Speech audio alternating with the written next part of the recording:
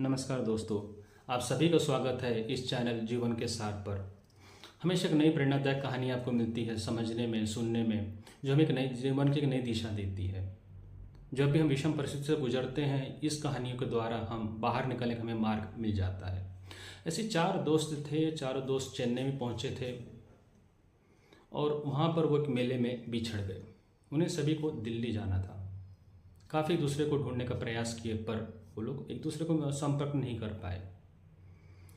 फिर किसी न किसी तरीके से सभी को दिल्ली जाने थे। चारों दोस्त दिल्ली पहुँचे और करीब 2 महीने के उपरांत एक ऐसे मेले में वापस उन चारों की मुलाकात हुई। चारों लोग एक साथ बैठे और वापस में विचार विमर्श करने लगे। आप कैसे पहुँचे दिल्ली, कितना समय आपको लगा?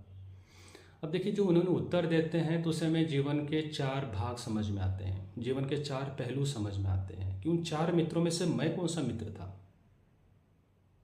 अगर मैं वो था तो मैं क्या सही था या गलत था, ये भी हमें समझ में आ गया इस कहानी दौरान। तो चारों मित्र बैठे और उन्हें चर्चा शुरू हुई।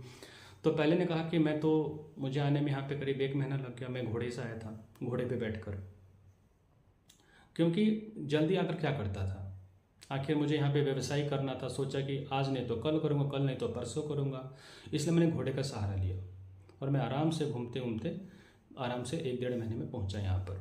दूसरे मित्र से पूछा कि आप कैसे आए? तो उसने कहा मैं बस से आया। मुझे हर जगह पर ढाबे पर रुकना था, किसी होटल में रुकना था।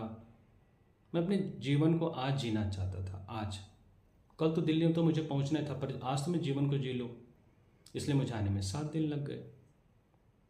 तीसरे मित्र ने बताया कि मैं तो ट्रेन से आया, मुझे सुरक्षा चाहिए थी, सिक्योरिटी चाहिए थी और मेरे बजट में भी रहना चाहिए था, इसलिए मैंने ट्रेन को चुना कि मैं आराम से आऊँ, कंफर्टेबली आऊँ, सिक्योर्ड आऊँ, क्योंकि मेरे साथ और भी 500-600 यात्री थे और मेरा बजट भी उसमें हो रहा था खर्च का, तो इसलिए मैंने ट्रेन को चुना।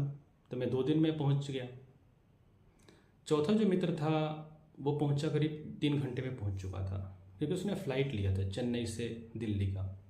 रिस्क लिया, पैसा थोड़ा सा ज़्यादा दिया, समय की कीमत रखा और जल्दी पहुंचा। ये जो व्यक्ति जल्दी पहुंचा था उसने अपना व्यवसाय जल्दी शुरू किया दिल्ली में और उसकी प्रगति काफ़ी तेज़ी से हुई। बाकी उसकी तुलना में उन बाकी 3 मित्रों की नहीं हो पाई।